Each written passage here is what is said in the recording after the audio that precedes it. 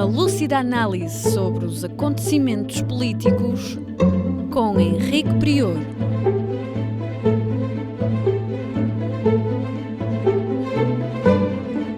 Política impura na Rádio Transforma. Sejam bem-vindos a mais um Política Impura na Rádio Transforma.net. Vamos falar da TAP, das vigarices e do sacrifício que a sua privatização implicou agora para o povo português. Vamos falar do acordo na União Europeia para o orçamento para o próximo ano. Muito brevemente de Angola e depois do Brasil. Começaremos então por falar da TAP e da vigarice que foi a sua privatização e a sua administração ao longo destes anos até voltar a ser nacionalizada. O que é que sucedeu com a TAP? Uma coisa muito simples. O brasileiro David Neeleman, que se tinha comprometido a investir qualquer coisa como 355 milhões de euros na TAP, não investiu nem um cêntimo, vendeu 45 aviões que tinha em excesso na frota da Azul, que estava numa situação de falência técnica, e ainda por cima vai da TAP com uma indemnização de 60 milhões de euros. São estes os negócios da China que a iniciativa privada gosta. Na realidade, o governo de Passos Coelho fez com David Neeleman um acordo leonino a favor deste. E depois, a administração da TAP, nomeada também pelo governo de Passos Coelho, onde ponderavam elementos do PSD e alguns do PS, que tanto faz estarem no PS como no PSD, porque é a mesma coisa, esses indivíduos, aquilo que fizeram foi o seguinte: dos 355 milhões que David Neeleman disse que iria injetar na TAP, na realidade aquilo que fez foi o empréstimo obrigacionista através da Azul de 120 milhões. Com isso, David Neeleman não gastou um cêntimo e ainda recebeu dividendos. Depois, o resto do dinheiro pura e simplesmente evaporou-se, não se sabe para onde é que foi, e nem ninguém pediu contas a David Neeleman por aquilo que ele se comprometeu a fazer e não fez. Finalmente, aquilo que David Neeleman conseguiu foi vender qualquer coisa como 55 aviões da Azul, nomeadamente 40 aviões que estavam encomendados à Airbus, e 15 aviões, nomeadamente 15 aviões de muito curto curso, que não serviam praticamente para nada à TAP, que serviam para a Azul, mas para a TAP não serviam, porque o negócio que dá verdadeiramente lucro à TAP é o negócio de longo curso e não o negócio de curto curso. Com estes negócios, David Neeleman poupou cerca de 3 mil milhões de euros na Azul e fez com que a TAP ficasse com 55 aviões que agora vai dispensar. Este é o preço da administração de David Neeleman e da privatização que foi levada a cabo pelo governo de Passos Coelho, do PSD, e pela administração nomeada por esse governo e composta maioritariamente por gente do PSD. Claro que agora o povo vai pagar os 3 mil milhões que David Neeleman poupou e a Azul meteu ao bolso. No fundo, vão ser pagos pelo povo português, vão ser pagos em despedimentos por parte da administração da TAP relativamente a funcionários da TAP e diminuir da frota da TAP também em cerca de 50 aviões.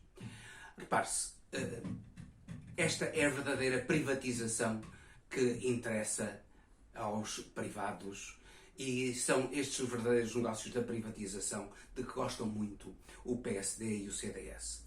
Curiosamente, o PSD e o CDS refugiaram-se na argumentação de que esta privatização tinha sido levada a cabo, senão os chineses entrariam na TAP. Eles que, curiosamente, se fartaram de vender empresas aos chineses, nomeadamente bancos e companhias de seguros, agora diziam que seria mau que os empresários chineses entrassem na TAP.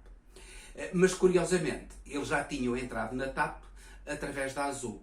Os chineses já tinham adquirido cerca de 25% da Azul e, dessa maneira, tinham entrado indiretamente na TAP.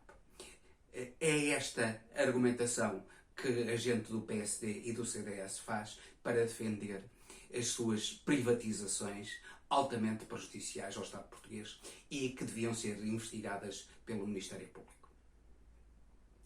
Daqui passamos para a aprovação do orçamento para os próximos 5 anos da União Europeia e, desde logo, a assinalar um aumento de 500 mil milhões de euros que a União Europeia vai dispor ao longo destes anos.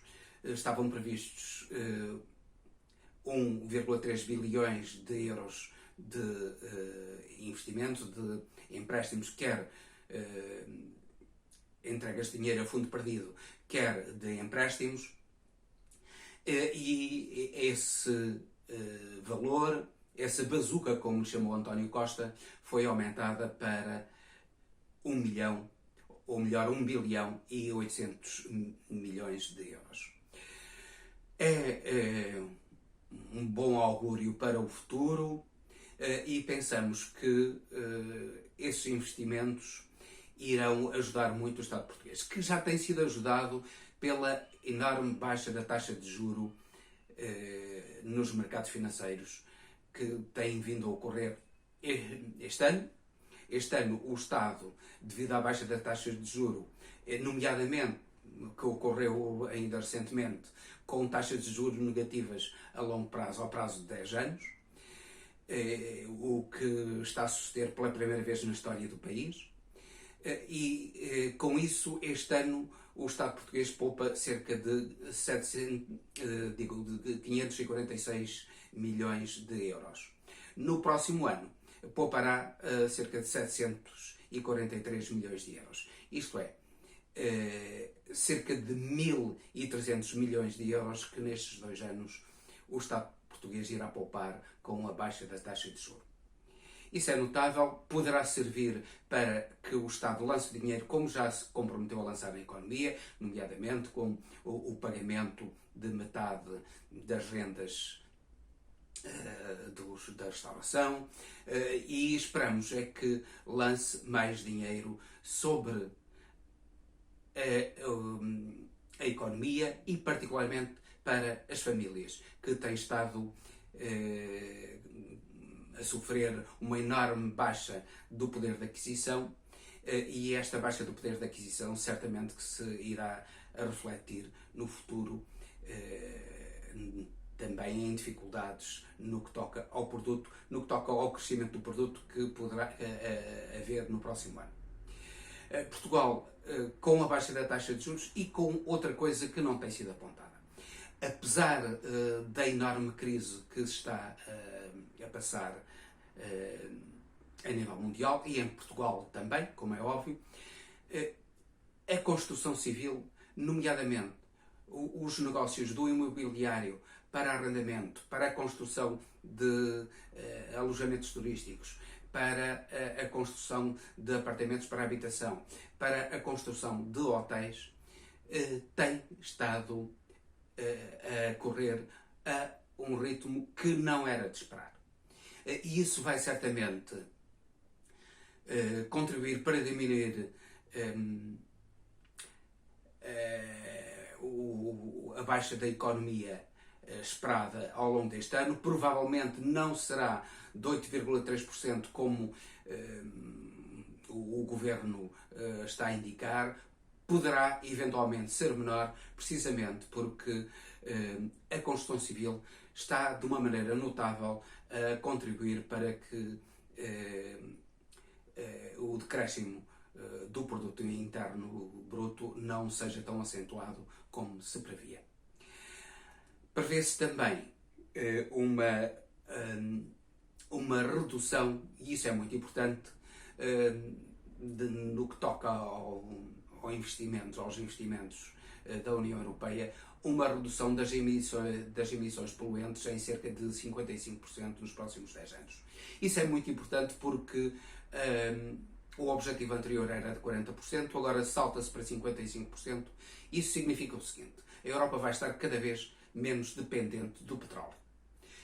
E a dependência do petróleo era um dos grandes problemas da competitividade a nível mundial por parte da economia.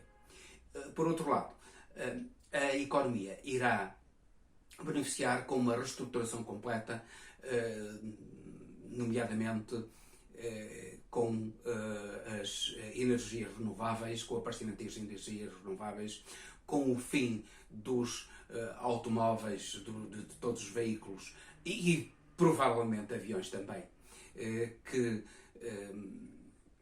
circulam movidos a petróleo, e tudo isso irá fazer com que as economias europeias, que tinham precisamente no petróleo e na necessidade de consumo de petróleo e de combustíveis poluentes o seu grande handicap, que essas economias possam recuperar e renovar-se muito rapidamente. Por outro lado, há que acentuar um certo recuo da Polónia e da Hungria nas suas exigências. É certo que a União Europeia também recuou algo, aceitou que a Polónia e a Hungria, tal como se encontram atualmente, beneficiem eventualmente dos dinheiros que irá lançar sobre as economias europeias, mas como aliás já tínhamos falado na edição anterior do Política Impura, o Tribunal de Justiça da União Europeia irá pronunciar-se sobre a violação das regras do Estado Democrático por esses países. Foi um consenso que já devia ter sido alcançado há uns tempos e que parece razoável neste momento para não se impedir que a União Europeia seja salva através do dinheiro que urge distribuir para que as economias sejam relançadas.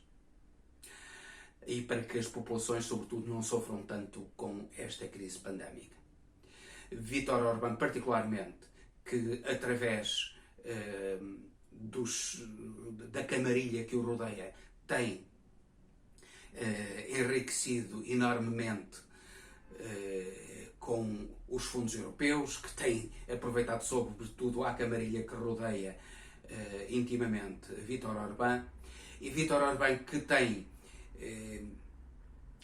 mostrado uma atitude dúplice relativamente à União Europeia, falando abertamente que a Hungria poderia retirar-se da União Europeia como retirou a Grã-Bretanha, mas ele sabe que 70% da população da Hungria é favorável à permanência da União Europeia e por isso mesmo ele terá de recuar.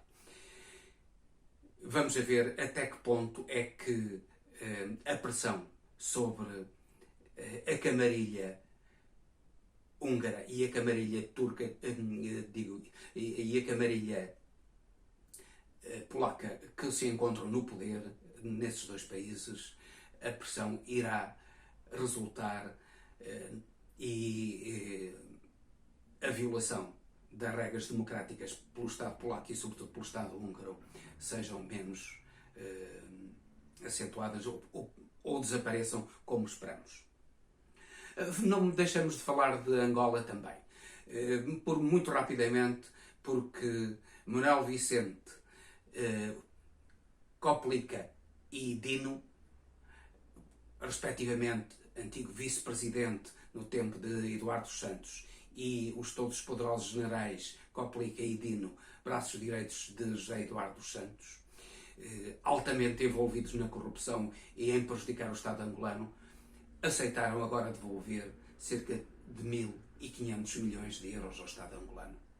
É uma boa vitória de João Lourenço e do Estado angolano, do povo angolano de uma maneira geral, e uma derrota da clique de José Eduardo dos Santos,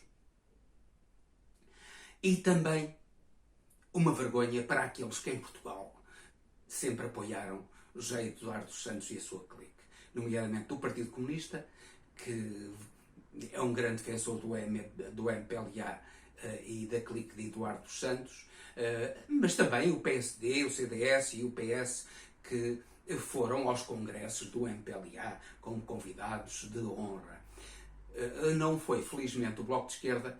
Cumpre assinalar a sua posição digna e corajosa contra a corrupção promovida pelo MPLA e pela clique de Eduardo dos Santos ao longo da sua governação, da sua longa governação.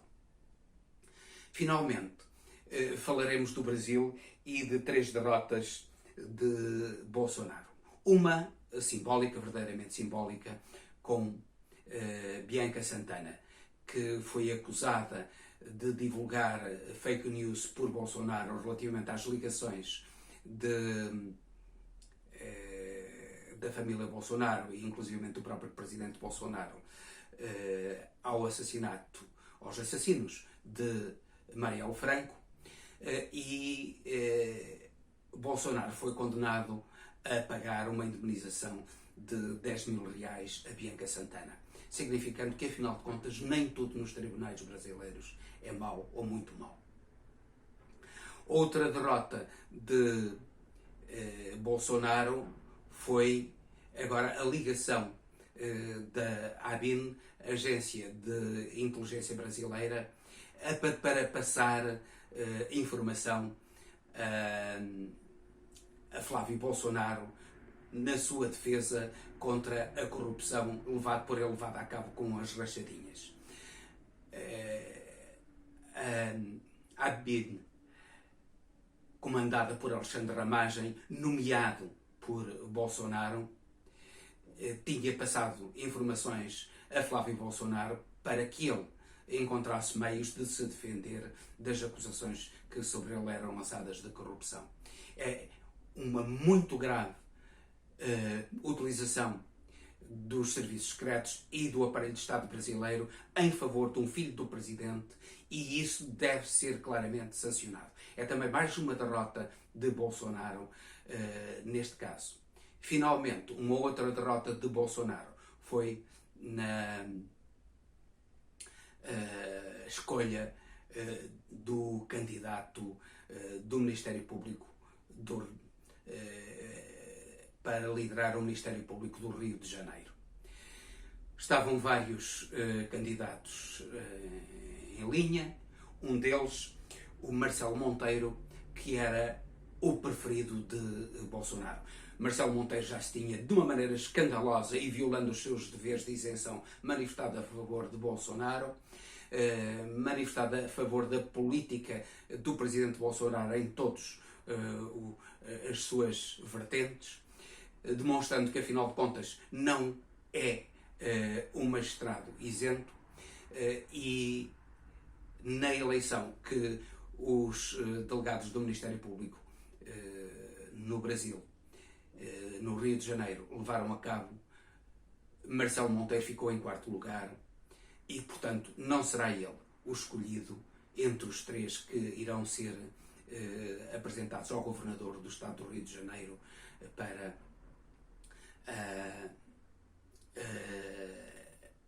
a direção do Ministério Público no Estado do Rio de Janeiro.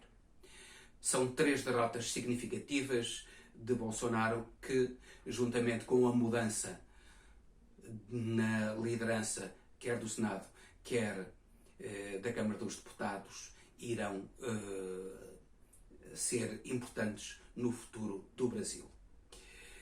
Neste momento está a correr em São Paulo uma carrinha de ovos que alerta para a ligação entre Bolsonaro e o seu clã e os seus filhos ao assassinato de Marielle Franco. E seria interessante que em todo o Brasil se multiplicassem as carrinhas a denunciar os crimes do clã Bolsonaro para que o Brasil inteiro perceba até que ponto o clã Bolsonaro é um bando de criminosos que está a afundar o Brasil e a desgraçar os cerca de 200 milhões de brasileiros prejudicados com a governação de Bolsonaro. E com isto termino, despedindo-me com amizade até ao próximo Política Impura, pedindo-lhes que subscrevam este canal no YouTube, que o partilhem, que coloquem gostos a fim de que ele atinja os seus objetivos de debate e de reflexão. Uma lúcida análise sobre os acontecimentos políticos com Henrique Prior.